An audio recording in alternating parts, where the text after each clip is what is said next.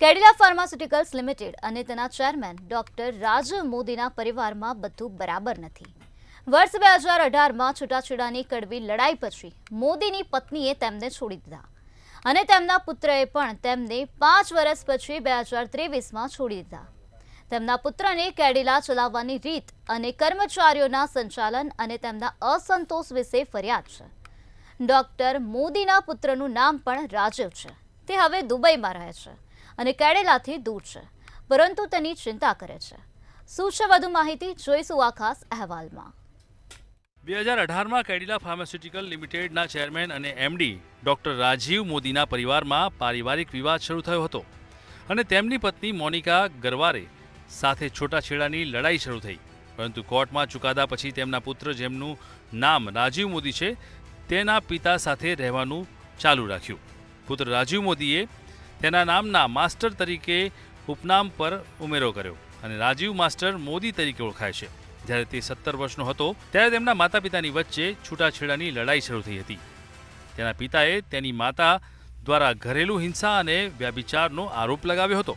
ઘરમાં તમામ અવરોધો હોવા છતાં તેણે તેના પારિવારિક વ્યવસાયમાં રસ અને જવાબદારીઓ લેવાનું શરૂ કર્યું. પરંતુ હાલમાં તે દુબઈમાં સ્થિત છે. તેમની લિંક્ડઇન પ્રોફાઇલ કહે છે કે રાજીવ ગ્લોબલ ટ્રાન્સફોર્મેશન લીડર હાલમાં મ્યુચ્યુઅલિસ્ટ સર્વિસીસ પ્રાઇવેટ લિમિટેડનું નેતૃત્વ કરી રહ્યા છે અને દરેક પ્રોજેક્ટમાં 100% સફળતાની ગેરંટી હાંસલ કરવાનો દાવો કરે છે. તેમની કંપની જે સેવાઓ પૂરી પાડે છે તેમાં executive coaching, leadership development, change management, brand consulting, business consulting, HR consulting, management, event planning, interior designer અને સ્ટ્રેટેજિક પ્લાનિંગ છે. કેડિલા ફાર્માસ્યુટિકલ લિમિટેડમાં રાજીવ માસ્ટર મોદીએ જાન્યુઆરી 2017માં HOD રીજન્સી તરીકે શરૂઆત કરી અને જૂન 2023 સુધી તે પદ પર રહ્યા. તેમણે જાન્યુઆરી 2022થી જૂન 2023 સુધી HOD સહયોગ અને ફેબ્રુઆરી 2022થી જૂન 2023 સુધી વિભાગના વડા સેન્ટ્રલાઇઝ્ડ ભરતી તરીકે પણ કામ કર્યું. CAD વેન્ચર પ્રાઇવેટ લિમિટેડમાં તેમના જોડાણ દરમિયાન તેમણે ડિઝાઇન અને વેચાણમાં કુશળતા મેળવી. તેમના કામની સાથે તેમણે યુનાઇટેડ કિંગડમની યુનિવર્સિટી ઓફ સેન્ટ એન્ડ્રુઝમાંથી master of arts MA management કર્યું. 15મી જૂન 2023થી કેડિલામાંથી તેમની છૂટાછેડાને 1 વર્ષ વીતી ગયું છે. તેઓ તેમના માતા પિતાના જીવનમાં આવેલા ઉથલપાથલમાં સાક્ષી હતા અને તેમના દાદા ઇન્દ્રવદન મોદી દ્વારા 72 વર્ષ પહેલા જ્યારે તેમણે 6 વર્ષ વીત્યા હતા તે સંસ્થાના કામકાજ અંગે પણ તેમને ફરિયાદો હતી. કેડિલા છોડ્યા પછી તેમણે લિંક્ડઇન પર તેમના વિખેરાઈ ગયેલા સપનાઓ અને ચિંતાઓ વિશે તેના મંતવ્યો શેર કર્યા. તે કહે છે, જન્મથી જ મારું સપનું હતું કે માત્ર ભારતમાં જ નહીં પરંતુ વૈશ્વિક સ્તરે પણ સમાજના દરેક છેલ્લા માણસ સુધી પહોંચવા માટે મારા દાદાના વિઝનને સૌથી સલામત, ઉચ્ચ ગુણવત્તાવાળા અને સૌથી નવીન આરોગ્ય સંભાળ ઉકેલો પરવડે તેવા ભાવે ઉપલબ્ધ કરાવવાનું હતું. આ ઉપરાંત કેડિલાને કામ કરવા માટે શ્રેષ્ઠ કંપનીઓમાંની એક બનાવવાનો મારો એક ધ્યેય હતો, જ્યાં ટીમના તમામ સભ્યોને સંખ્યાને બદલે માનવ તરીકે ગણવામાં આવે છે અને કુટુંબ તરીકે ગણવામાં આવે છે, જ્યાં દરેક વ્યક્તિ યોગ્યતાપૂર્વક વિકાસ કરી શકે અને નોકરી ગુમાવવાના અથવા રાજકારણનો ભોગ બનવાના ડર વિના શાંતિપૂર્ણ રીતે સાથે મળીને કામ કરી શકે. થોડા વર્ષ પહેલાં ચર્ચા દરમિયાન એક સહકર્મીએ મને એક દિવસ કેડિલામાં 20,000 લોકોને રોજગાર આપવાનું વચન આપવા કહ્યું. મેં તરત જ જવાબ આપ્યો કે હું એક દિવસમાં 20,000 પરિવારોને રોજગાર આપવાનું વચન આપું છું, કારણ કે તે લોકો નથી પરંતુ દરેક કર્મચારી પરિવારનો સભ્ય છે. દુર્ભાગ્યવશ હું કેડિલા ગ્રુપમાં મારે ધ્યેય, સ્વપ્ન કે વચનને ફળીભૂત થવાની અપેક્ષા રાખતો નથી, કારણ કે ગઈકાલે આ 72 વર્ષ જૂની સંસ્થામાં મારો છેલ્લો દિવસ છે. પરંતુ હું આ વચનને એક દિવસ પૂર્ણ કરીશ. તેમ છતાં આ નામનો ઉલ્લેખ કર્યા વિના હું અંગત રીતે મારા શુભચિંતકોને આભાર માનું છું કે જેમણે મારા અનૈચ્છિક વિદાય તરફ દોરી જતી પરિસ્થિતિનું નિર્માણ કરીને મને નીચેના 4 અમૂલ્ય જીવનના પાઠ શીખવ્યા છે. દરેક વ્યક્તિનો હેતુ હોય છે. જે લોકો સાથે આપણે સંકળાયેલા છીએ તેમના હેતુઓને ઓળખવા એ સૌથી મહત્વપૂર્ણ છે. તમારા મૂલ્યને જોવાની કોઈની અસમર્થતા આધારે તમારા મૂલ્ય ઘટતું નથી. અન્ય લોકોની કોઈપણ નકારાત્મકતાને અવગણો, કારણ કે તેઓ વધુ સારી રીતે જોઈ શકતા નથી. બીજાઓ પર નિર્ભય ન રહો. સ્વતંત્ર બનો, કારણ કે હંમેશા આત્મવિશ્વાસ વધારશે અને અનિશ્ચિતતાના કોઈ પણ ભયને ઘટાડશે. સીધા વૃક્ષોને પહેલાં કાપવામાં આવે છે. સૌથી પ્રામાણિક અને સખત મહેનત કરનાર લોકોને પહેલાં દૂર કરવામાં આવે છે. છેલ્લે CVPL, IRM, air transport collaboration, regions, IU, IRM અને કેરીલા ખાતે મારા કાર્યકાળ દરમિયાન મારી સાથે કામ કરી રહેલા તમામ ટીમના સભ્યોને તેમના સંપૂર્ણ સમર્થન માટે હું અંગત રીતે આભાર માનું છું.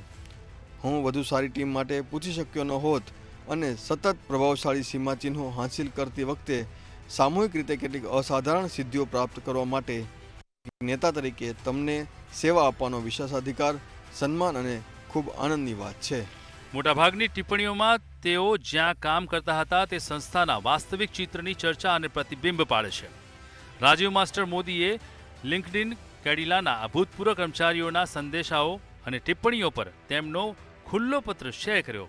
પછી તરત જ સંદીપ નાઇક નામના ભૂતપૂર્વ કર્મચારીઓમાંથી એક રાજીવને સંબોધીને પોતાના વિચારો શેર કર્યા અને કેડિલા અને તેની નીતિઓની નિંદા કરી. તેણે તેના પત્રમાં લખ્યું છે કે, હાય રાજીવ, હાલમાં કેડિલા અને ડૉક્ટર રાજીવ મોદી સહિતના 2023ના સંગઠનના નેતાઓ દ્વારા વિદ્યાર્થીઓના પરિવારજનો શિક્ષણને બગાડ્યું છે અને સ્વાસ્થ્ય, સંપત્તિ, માનસિક શાંતિ અને વધુ પરેશાન કર્યા છે.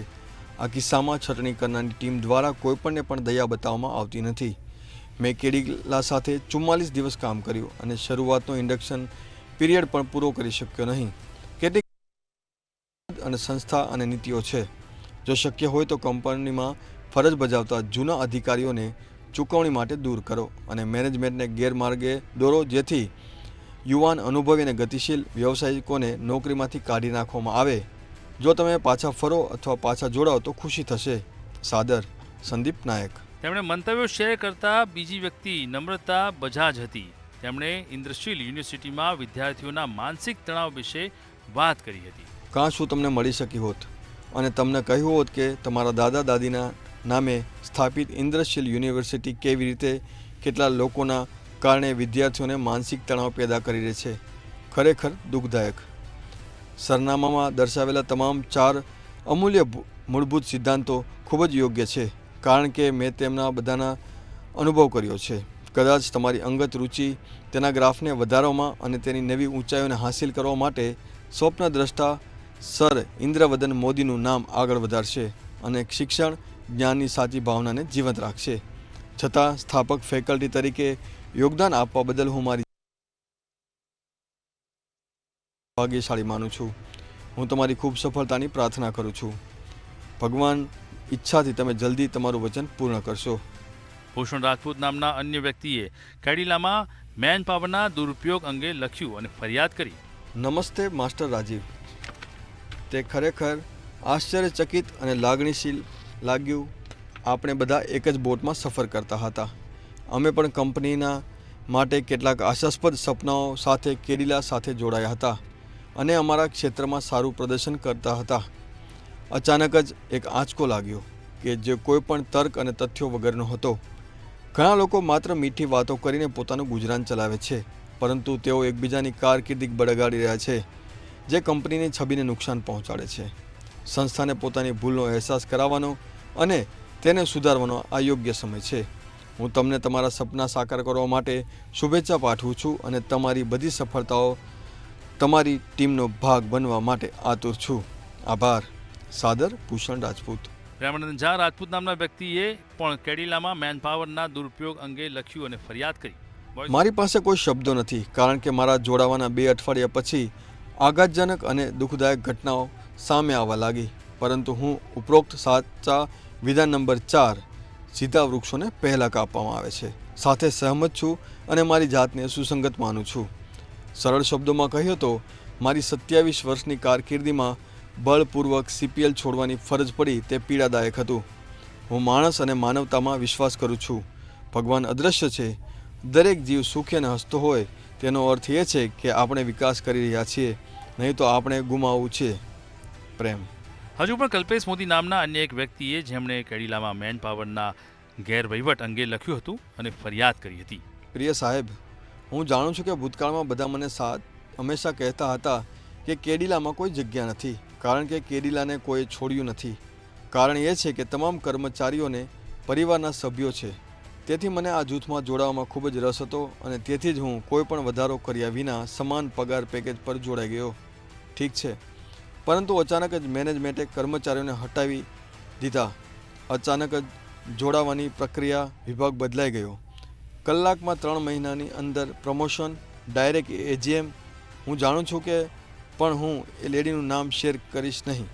એકંદરે 2 લોકો જે સીધા જ ડબલ પ્રમોશન, ડબલ પેકેજ છે, પણ અમને ખબર નથી કે શા માટે.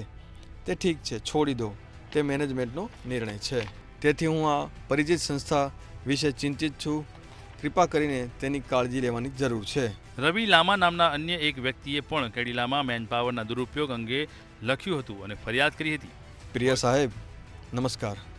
અમારામાં ઘણા કે જેઓ અગાઉ કેડિલા સાથે જોડાયા હતા, તેઓને પરિવારના સભ્યો તરીકે સંબોધવામાં આવતા હતા અને 21 વર્ષ સુધી સૈન્યમાં સેવા આપ્યા પછી જ્યારે હું કેડિલા પરિવારમાં જોડાયો ત્યારે મને એક જ વિચાર આવ્યો કે જ્યાં સુધી મારું સ્વાસ્થ્ય પરવાનગી નહીં આપે ત્યાં સુધી હું મારું સંપૂર્ણ પ્રમાણિકતા અને સમર્પણ સાથે કેડિલાની સેવા કરીશ.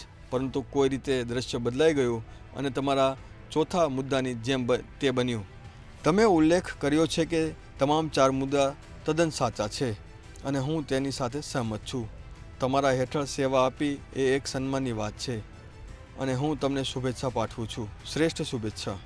સુબોધકાર નામના અન્ય એક વ્યક્તિએ પણ રાજીવ માસ્ટર મોદીની પ્રશંસા કરી અને કેટલાક સારા શબ્દો કહ્યા. આદરણીય રાજીવ મોદી સાહેબ, માનનીય રાજીવ મોદી સાહેબ, હું એવા ભાગ્યશાળી લોકોમાંનો એક છું જેમને તમારા જેવા ઘણા પ્રોજેક્ટ પર નજીકથી કામ કરવાની તક મળી છે. તે મારા માટે આનંદની વાત છે અને ઘણું શીખવાની પણ તક મળી છે.